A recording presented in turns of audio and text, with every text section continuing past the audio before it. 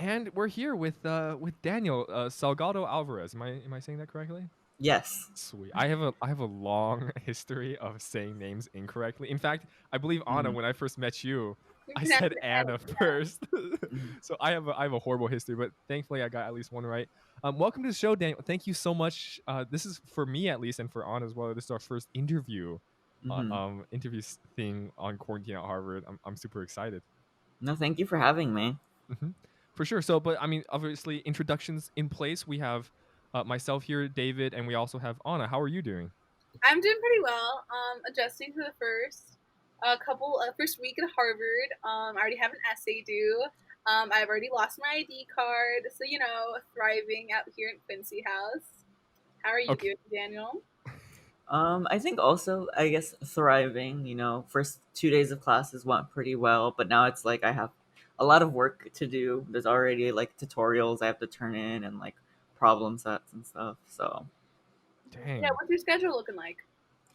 so I'm taking elementary Korean, government and politics of China, crime and order in the American city, and then Gov 50, which is like data science and You're coding. gonna have to help me with Go 50 because I'm taking that next semester. Ooh. So please help me out. I might die. I'm awful at math. As our viewers know, I got a 3 on the math placement exam. So not good at it. Mm-hmm. Yeah, for sure. I It's mean, like a lot of it is just coding though, so they'll be fine. I don't know that either. No yeah. one does. Yeah. No, but I mean, okay, so first of all, there was a lot to unpack with Anna's little statement at the beginning there, because what you said you lost your card, and you have an essay due as well, which is crazy. Like, I obviously, I'm pretty sure we all understand this is Harvard. We're coming here in the midst of a very academically driven campus, but even so, I did not expect an essay due by this week. So let's start with that. I mean, So what? okay. Why? I don't know. I always feel like on this podcast, I'm always like complaining about my life, but I promise these are like true stories, and like I'm happy. I just a lot of my life is just very dramatic. I feel like that. For the essays, it was actually it's for my freshman seminar, Human Rights in the Global South. I love my professors, Professor Elkins and Professor Baba. They're literally the sweetest people ever. But this thing happened. They were telling us about like, oh, you guys have 2 like little short essays due every week, like on Wednesdays and on Fridays, I think. And so tomorrow's Friday, and I was like asking like to make sure we didn't have an assignment due tomorrow. Like it's just a weekly reflection. I was like, oh, like right, just wanted to make sure like tomorrow's not our first due date. And she was like, I didn't think about it, but yeah, it's due tomorrow. And so I felt really bad for like the rest of my classmates. But yeah, here we Oh are. The my essay, god.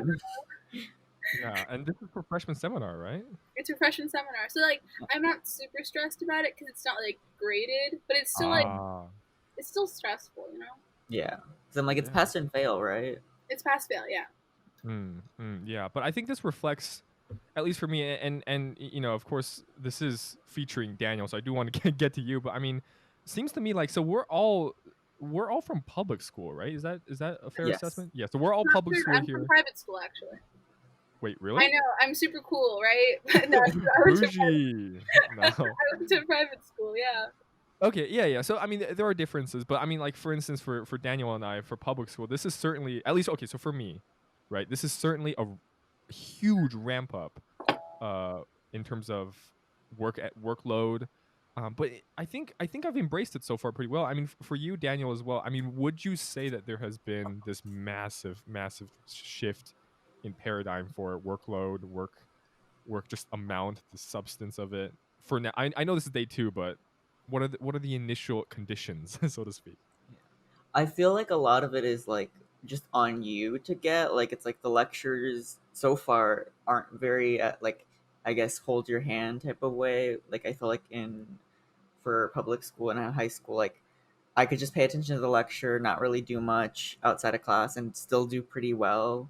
But here, I feel like I'm gonna have to like do more work, especially like in college. Like you have so much time because the like classes aren't the whole day, so it's like you Yeah. really have to be on it yourself. And I think that's Mhm. so different. And I guess yeah, like the workload, I feel like is a lot more because of that. Mm. Like I would do maybe like 1 to 2 hours of homework in high school, but now I feel like it's gonna be like 4 to 5 So many realistically. readings. So many Yes. readings. Yeah, and all of us, I think, so we all kind of align, at least in my opinion, in our interests. And of course, I never actually asked, and I'm getting ahead of myself. But for you, Daniel, if you may, for our audience, introduce a bit of what you're thinking, at least, because I know all of us are living in a world of uncertainty. But for you, concentrations, what's looking schmexy, right? What's Hmm. looking kind of nice, secondary as well. But Yeah. what's it like? So I'm thinking of concentrating in either government or sociology. I'm not sure which one necessarily. Yes, David and I have been talking about that a lot. Mhm. And I guess maybe a secondary in Korean, which I'm taking. So hopefully I'll get that citation. Maybe something in maybe like statistics or data science if I like the Go 50 class. So Mhm. we'll see. Yeah, yeah, for sure. And there's always a beautiful story on why you want to concentrate on what you want. And just to I guess draw in comparison for you, Anna, as well. Where's the parallel for you and Daniel? You also want to Oh, I mean, concentrate I'm in thinking government. of concentrating in government or social studies. Not sure. And then Mhm. citation, I know, thank you. But definitely secondary and ethnicity, immigration, and rights. I absolutely Mm. adore my interethnic studies course. It's so good. Ooh, Mhm. which one is it? Which Which it's just it's just called interethnic Oh, studies. is it? It's Because the I was looking into some of them and they seem fact, cool. it's the first introduction to ethnic studies ever at Harvard. So Yeah. out here making Oh, history. So yeah, yeah. I saw that because I was like, there's no like Q guide score, there's no like website. I was like, where is the information on this class? And then I realized, oh no, this is the first time they were offering it. Mhm. yeah, very Yeah. very cool. And that what struck me as weird, though, right? Because given how much Harvard has touted its diversity inclusion programs and just its appreciation for culture, right? You have the dance groups, you have all of that. It's almost as if it like contrasts with its academic department, which We do not is have an ethnic studies department. Mm-mm. right, nor a I know class I until know this some year. students are like fighting for that Yeah, the and like ethnic are studies very coalition. Very very cool. Hmm. Yeah, are you part of that? The ethnic studies? Um, I kind of am. I don't know. Like, I haven't really been to a lot of meetings just because I've been really busy because I'm a freshman. But like, they're super cool people, and I really want to get more involved in it. Because like, obviously, like, I just love ethnic studies, and like, I kind of considered not going to Harvard because they don't have an ethnic studies department. Oh wow. But yeah, so like, Hmm. I don't know. Like, I was between like a lot of schools. Like, Berkeley really stood out to me because it has like a history of an ethnic studies department. So Hmm. Oh, yeah, that is true. Yeah, yeah, but I mean, what's amazing here is that all three of us kind of align at this one little intersection. If we were to create like a Venn diagram of our interests, right, that little center stage is sociology slash social studies, Hmm. and it is a popular concentration at Harvard for a reason. Is that Yes. students coming here are passionate about what's wrong with the world, right? Because sociology is, and I heard this from one of the graduate students who's doing sociology. They literally just said sociology is the study of inequality, and I think all of us are like these hyper aware beings who notice inequality yeah, pretty subsequently, right? Was subsequently, substantively, right? And for Yeah. you, Daniel, one of the first things that really stood out to me when I first got to meet you, we're neighbors, right? So I got to talk to Hmm. you a lot. Was your experience, at least, understanding and also trying to reform and change inequality in your community? So I just want to jump right into it. I know we're kind of like we were like small talk, yeah, but I really do want to I really do want to get into this we've because been small it's talking for like 30 minutes already. I think it's Yeah, fine to go ahead. yeah, that's yeah, fine. for Yeah. sure. But no, I mean, do you mind introducing your project as well as your background in the thing that you told me Hmm. about mobile home communities? Yeah. So I guess for some background, I live in a northwest suburb of Illinois, which is like near O'Hare Airport, and I specifically live in a mobile home park. So it's basically an entire neighborhood full of trailer parks. And we are unincorporated, which means it's a very weird thing to be unincorporated. It basically is that legally you aren't a part of any town. And so as a result, you don't get access to a lot of sort of local resources or funds, and you see this in a lot of ways. So like we don't get access to the free public library, we don't get access to community events or sort of like if you want to do district sports, you have to pay out of district fees, and even things like policing. So the local police don't patrol our neighborhood. Instead, the mobile home owners have to pay for a security company to do that. And so it really manifests itself in different ways. I was really interested in how it affects sort of education. So like firsthand, like not being really able to go to the library because you can't afford a library card, and not being able to join sports in the summer because you can't afford that. And that's such a common thing because most of the families in the mobile home parks are minorities. They're usually below the poverty line or are on some sort of assistance, and so it really does become a barrier to access. And so that had been a problem pretty much for as long as I knew. And then when I was in eighth grade, I had heard about how the high school had wanted to start a summer camp for elementary school students and to sort of bring some books and activities. And so I went up to the people organizing it. And I was like, I want to help. And so I joined as an eighth grader. No one knew who I was, and I really got into doing that. And so for the past 4 years, we've been running that summer camp, bringing those sort of activities and pretty much doing it all for free. We'd set up tents, and that really, I think, brought a lot of attention to the need in our community because, we would get sort of news attention from it as well as just attention from local community members. And while I did enjoy, the summer camps, they were always so much fun. It was always felt like not a permanent solution, because we unfortunately didn't have the resources to have the summer camps available all summer. It was really only a few weeks at a time. And so then that's when I decided to sort of, I guess, shift gears in the past 1 to 2 years. And we started like talking to various different, mayors, local politicians, the library board to try to fix that so we can get library cards for students living in these areas. And then eventually, after talking to various people, in I think about February, I actually got to present to Senator Laura Murphy, who's one of the Illinois senators from my local area. And after we had presented as a group, we actually got to work with her and collaborate in creating the Cards for Kids Act, which then eventually was passed, I believe, this summer in June. And as a result of that, not only does my community get access to library cards if you live in these areas and are below the poverty line, but all of Illinois, since there are multiple unincorporated areas across the entire state, both in urban, rural, and suburban areas. And so it's really that sort of experience is pushing me towards political science or sociology, because I want to pursue a career in sort of politics and policy, to sort of continue that work and try to like improve things in education, but also criminal justice or immigration and various other issues. Wow, that is an absolutely amazing story. I completely understand why David ended up bringing you on the podcast. David absolutely loves talking about education, and so do I. That was what we bonded over. So I'm curious, what were your experiences like being so like young and being involved in politics and more of like a grassroots movement campaign? um I guess like it sometimes was frustrating because it's like you would you know organize a panel with local politicians, or you would get to talk to them, and a lot of them would pretty much like not give you any answers or not be very engaged with you. And so I think it was like always like sometimes you were talking to a wall. Like we would talk to the library board and other people, and no one would be very, they wouldn't be opposed, but they weren't really helping, so to speak. And I think it just required a level of perseverance, because I honestly, by the time February of my senior year, I was kind of like thinking, oh, this is not gonna happen, but then it thankfully did. Yeah. Yeah.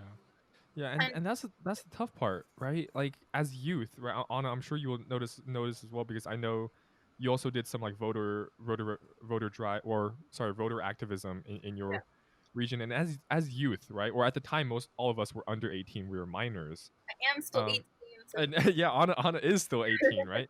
Yeah. There was that thing where like I would I petitioned for my district to maybe seek out like more research on project based learning, and the reception you get, at least I'm sure there are cases where adults truly respect kids, right? But like we were gullible, we were not, we didn't have Idealistic, the think we yeah, can change the world like tomorrow. Like, exactly, Yeah. too visionary, right? And these Mm. people with their degrees, they felt like as if we were a little ahead of our position, right? But I don't think that's true. I think youth often this is my own theory, right? Like, we don't pay taxes, right? Or at least, back when we were minors, we didn't pay taxes.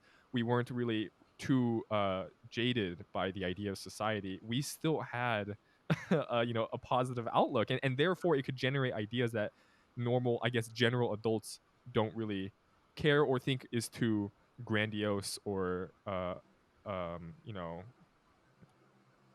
not feasible, right?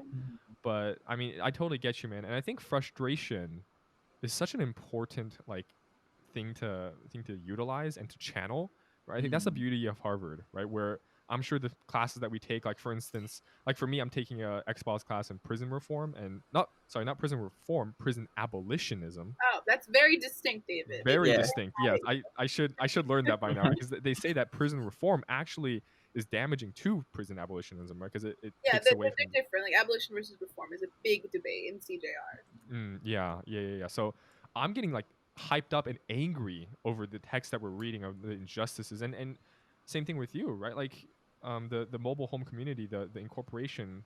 If you can explain it as well a little bit more, incorporation was, well, sorry, not choosing to incorporate your community was purely a selfish move to not lower property values. Am I right? And so like it's like a complex history. Like each unincorporated area is unincorporated for their own reasons, but like the whole point of like this is like a low income mobile home park area, and I guess one of the main reasons for its opposition of like we we never really argued for voting to incorporate it because we honestly didn't think it would get passed, Mm, unfortunately, is that because if we were to be incorporated, it both would lower property values for the whole neighborhood because it is low income, and right now it isn't factored into a lot of things. I think it's also a little bit within the community. It's hard to put that burden too because it would actually raise the taxes that people Yeah. have to pay in these areas because of the neighboring areas have higher property tax and all of that. And so it really there is it's complicated. There's a lot of reasons to it, and I think for us it was like finding a solution that didn't include incorporation, and hopefully later down the road we find ways to incorporate these areas instead of just leaving them as they are. Hmm. mhm, No, yeah, I agree. Like incorporation slash unincorporation is a very complex issue. So I come from a city or part of a city, not a part. I come from a location that is sorry, a location that's unincorporated also. But my residential area is not a mobile home. Hmm. It's a so like I live in Boca Raton, which is a generally like a pretty wealthy part of South Hmm. Florida. And my neighborhood is like a low income neighborhood by any standards. Yeah. But it's still unincorporated to Boca Raton, so like it's very strange. The only like way we like actually see it is like after hurricanes, where the Florida Power Line power the Florida Electricity Company. We call them the FPL. I don't know what that stands for. But they don't come to our homes like very quickly because like the city of Boca Raton doesn't take charge of us during after hurricanes. When like the traffic lights are like knocked down or like there's no electricity to them, no one comes because like it's not Boca Raton, like the city of Boca Yeah. Raton It responsible. would, I'm assuming, go to the state or to like a Well, it goes to the county. county for us, yeah. Yeah, county. Okay. Yeah. So like I understand I think it's difficult to just say like it's in problems of incorporation. But, like I think in your scenario, I think it was very much just like, it's very specific to like being Yeah. a low-income community. Um, Hmm. I was wondering actually, since like we're talking about education and like obviously now we're all like an amazing institution as Harvard is, Yeah. I was really? wondering Oh like no. what are your thoughts on like kind of the elitism that we are now being privileged to because we go to a really prestigious university. Hmm. I guess like it's really hard to say like because we've been kind of quarantined, so I haven't really met a lot of people, and like interacted with many people, but I do know that like being at Harvard is not very representative of the U.S. in terms of income. Like I was talking with David, like the median income here is I think 180,000, like for a family, which is not anywhere near what the national level is. And I think it is a little. Sometimes you hear your classmates talk about how they've done some really crazy and cool things, and it's like I love that for them, but it kind of there's times when I'm like, oh wow, I never got to do something like that, and it gets into your head, like imposter syndrome type of situation.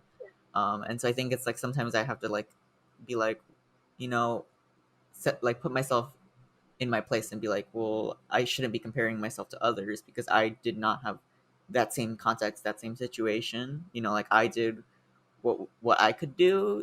What was the quote unquote best for me, and now that I'm at Harvard, I can have more access to these resources and classes, and I'm, I guess, super grateful for that. But yeah, I understand like it's the imposter syndrome is very very real. Like I feel Yeah. it. I'm pretty sure David feels it. No, Mhm. no, I don't want to speak for David. No, But I mean, I'm feel kind of impostery, yeah. okay. Well, you're not. You're an amazing podcaster. But Yeah. I'm talking more so in like the grand scheme of like the world or like the United Oh, States. okay. Like now that we are like I understand like we all come from very different backgrounds and like different struggles, different challenges, and different accomplishments. But like now we're all on this like plane of we all will be Harvard graduates in the next 4 years, hopefully. Um, Yeah. so I was wondering, how do you view like in higher education? There's like this problem of elitism where people discuss how some universities are valued more than others, or how like for example, like community college isn't seen the same way as Harvard Oh, University. okay. Wow. So like, how do you feel about those struggles or problems? Yeah.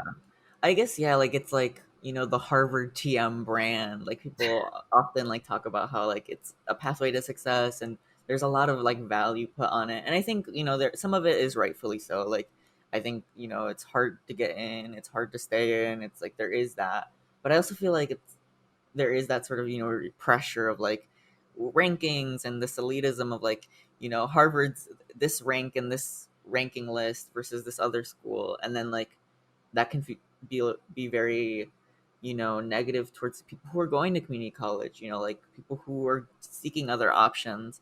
And I think like for me, like if your education is very specific, like if it's nursing, you probably shouldn't go to Harvard. Like I think going to like in my community there's Harper Community College. It has a really good nursing program and it's very affordable.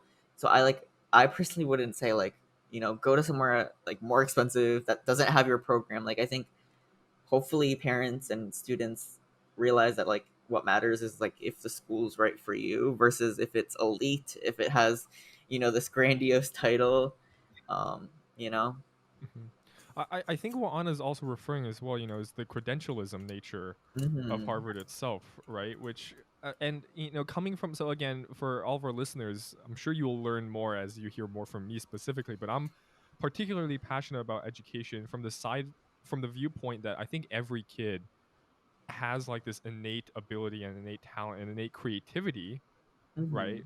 That just simply aren't either developed well by their, from their situations with their family, or not enough resources at their school, or just not plain fortunate to meet this certain kind of right environment for that kind of thing to grow.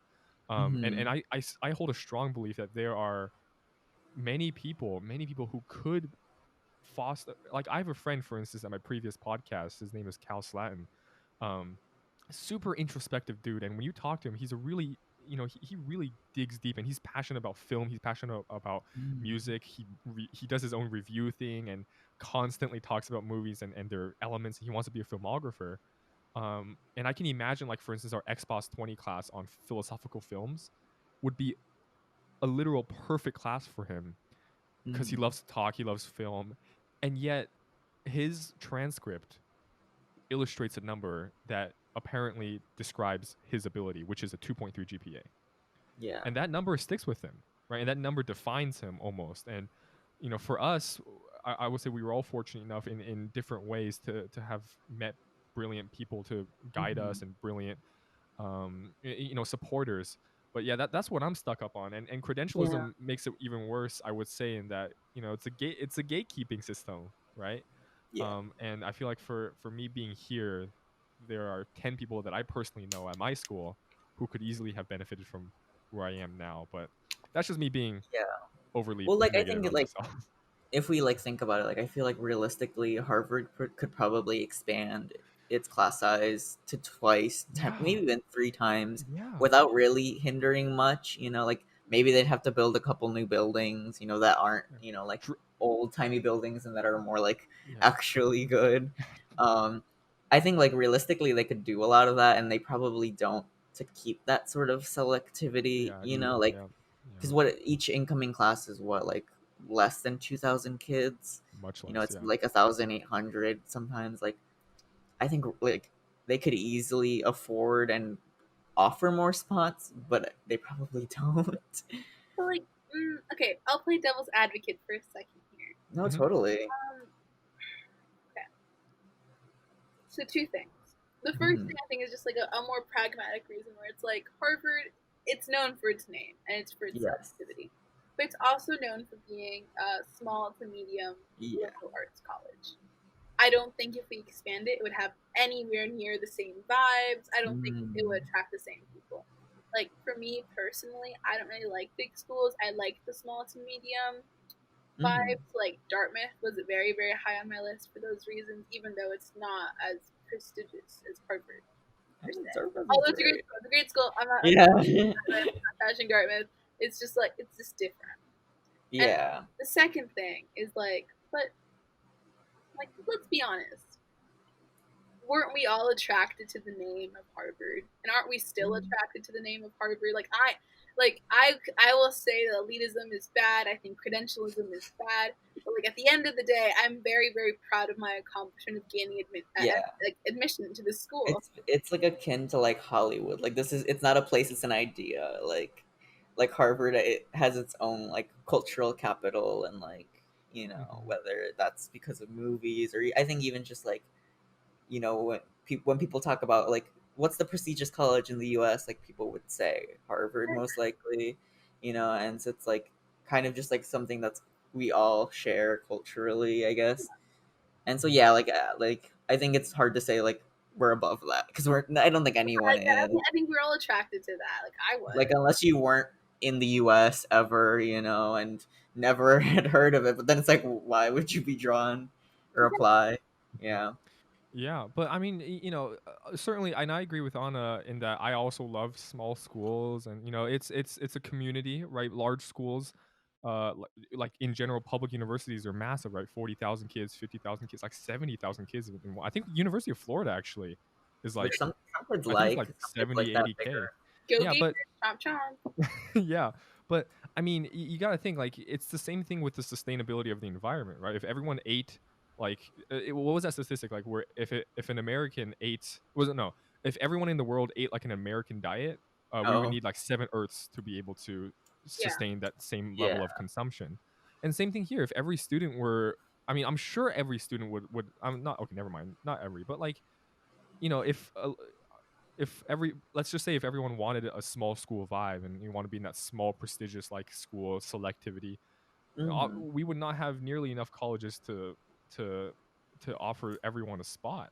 And I think I, it's our desire to be exclusive and our desire to be part of this thing that most people don't get is it's a natural thing to feel, but also I think it's a luxury we cannot afford if we truly think about the equality mhm. of people who deserve, right? We're talking about people who do deserve to be Yeah.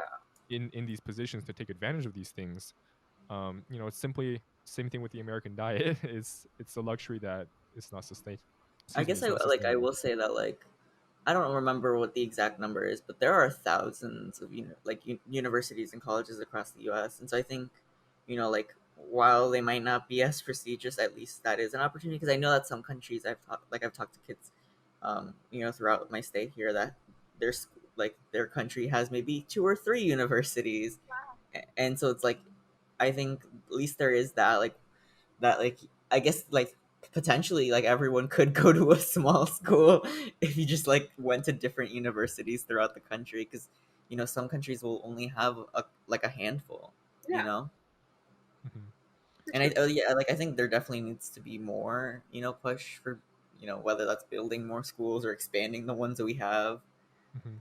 Yeah, well, I mean, if I may just jump in here real quick, like how Yale has a school in Singapore, right? Yes, And I believe Princeton also has one, I believe, right? I Something. know Yale does, NUS, Mhm, but that's about it. mhm. You I, applied to Yale. I, me personally? I didn't. Oh, yeah. I think I applied to NUS because you click the checkbox, but then I don't think I ever like submitted any of the forms, so they Yeah. like immediately like said no Mhm. because I Yeah. didn't bother sending the forms. So I was like, I don't know if I want to go Mhm. to Singapore for 4 years. Yeah. Fair. It's probably a great country, but it's just like maybe a little too far. Right. But I mean, and I think Shanghai is actually also being invited to either Harvard or Princeton or one of the other big names. Like they're also trying to build a campus at Harvard. Duke has a campus in Uh, China, but I don't know specifically where. It might be Shanghai as well, but I mean, the idea is the same. Like, why are why are these colleges spending investment? I understand like, oh, to increase the breadth, global breadth and all that, but like, what's stopping Harvard, for instance, from building a remote campus in Arkansas, right? Ooh, I have the best answer for you. Uh-huh. It's the history. Like, come on, like I get like I'm all about these conversations, but you texted me, David, the second you were on campus, and you were like, "It's so stunning here," and it's not stunning because it's a new fancy campus like Stanford. It's stunning because it has such a rich history, like good and bad, a lot of bad, but a rich history, and it's like all these buildings are so historical, like they've been here for forever, and like you can just tell the stories by just looking at the wall, like or even like not even like recent history too. For example, like I know this kid in my entryway who's staying in Mark Zuckerberg's freshman dorm. That's insane to me, and that's like an appeal to Harvard that you can't get, like Harvard Cambridge campus that you can't get in Arkansas. Like And I guess like for a lot of the international ones, is the problem is like I know that the NUS campus, which is Yale's, it's like National University of Singapore. Like there are complaints that it's not the same experience because it's abroad, and also because NUS has a lot of influence and changes a lot of things. And so I think maybe domestically, like having I guess an off campus, you wouldn't run across those same issues. But like I still think that like there is something to say like of like having it in one spot, and especially one that's very historic, like we were saying like Mark Zuckerberg's room, and like there's all of like this history surrounding it. or like the professors, like Cornell West versus like Steven Pinker. What if they were in like different campuses? Like Cornell West was hanging out in Arkansas, and Steven Pinker was at Cambridge. Like I want to be able to talk to them both. I don't want to have to pick and choose which campus I go to. I guess that is true. I guess we technically have an off campus in Alston, but that's not like that far away. So like you still have that, like you were saying, like I can talk to both. There's that connection. Yeah, but again, the issue I'm trying to, I guess, kind of explore here is how can we scale the resources that we say that Harvard so provides us, right? I mean, ultimately, at the end of the day, 1,800 of us were afforded the exclusive privileges of being able to talk to Cornell West, or at least being able to relate to him, being able to sit in Mark Zuckerberg's dorm. Yeah. And the issue with the argument with history, I think, is it's true. Obviously, I love the history. I mean, the campus is freaking beautiful, like I told Anna. But the problem with history is that it is a limited resource. What happened happened, and therefore it cannot be perpetuated as a resource. You can only split up history so many times because it is there. There's a pool of history at Harvard that is finite, and you can only split it however many times to experiences. And ultimately, right, it's like for instance that Arkansas campus, right? The idea is to get more people to be able to be able to access the resources that were provided. And I understand, oh, but then that that influence that degrades the value of the Harvard degree and that credentialism and all that. But again, it's like that perpetuity, right? We perpetuate the exclusivity with the credentialism, and the credentialism perpetuates the exclusivity. I argue these things, but I feel like a hypocrite because like I was attracted to Harvard because of its exclusivity. I But guess then I that, have a but then, question though. mhm. Like, how many of these resources are exclusive to Harvard? Like, yes, the professors work here and teach, and we do have access to them, but that's not all they do. Like, they still will tour. They still speak at other things. Now that like they're online, like they probably guest lecture more often. Like I within my classes, like we're getting guest lectures from other universities. So I wouldn't see why, we like how much of the resources are tied to like just being a Harvard like student. we can't speak to that a ton because Yeah, we don't live near call in. we call in like everyone else, but next year hopefully Totally. I think it's completely different being able to I like guess, go to an office hours at Cornell West. Like I'm sorry, like I'm looking forward to doing that. I don't care what class is teaching, I will be at his office hours definitively. Yeah. So like I think it's those resources, and besides that, it's just like the Harvard name carries so much weight. Like email people like using your personal email versus your Harvard email, insane difference. How quickly they respond and what they say to you. yeah. Yeah, and to add on a little to my previous point here, there's a reason why Harvard charged full tuition for those doing online, right? There's a reason why that the price didn't change is because I think, and this was pointed out by a few people already, but again, it's I would say it's still world class education, right? You have amazing professors. In fact, I mean, I recently took my Xbox 20 class today, second day, and the professor's just amazing, right? I mean, obviously compared to high school teachers, even though I don't get me wrong, I love them, it's just a whole new stratosphere, right? It's different. Like the Pulitzer Prize winner is like the professor of my seminar, like Professor Greenblatt, like I was like taken back. I was like, whoa, this man won a Pulitzer. I'm not here like can't write like a sentence. Yeah. Right. And I guess I will add that Mhm. while the tuition was not decreased, I know some schools did. Like a lot of people, like their aid was increased. In my instance, it was, and like there was that petition process because there is that sort of resources and funding available. Thankfully. Mhm. Mhm. Yeah, and to speak a little bit on the Pulitzer Prize, like Nobel Prize winning things, it's just like an ethical dilemma, right? Because obviously these are finite resources, finite people to talk to, and it's just like one of those things that doesn't have a right answer. How can we give everyone, and that's what I say. That's my firm belief with education. I think so many kids in school may not have like that SAT score or those extracurriculars that put them on that radar of elite colleges, but to have those facilities, right? Or at least at one point had those facilities, but may have been wasted in certain situations. How do we grant those kids the same opportunities or same second chances even, right? And this may seem a little bit too like welfare-y in terms of an education, but perhaps that is the move. But again, there's hardly a right answer. And I think that the reason why I love podcasting is that we do expose these discussions. With I feel like a lot without of that, like you just would have to solve earlier. Like the disparities exist before high school. Before all of that, like and like before college admissions. And so I think it's like it would have to start like right from the start. Kindergarten and up. yeah, for sure. But yeah, so we're about at towards the end. We went a lot of time on this.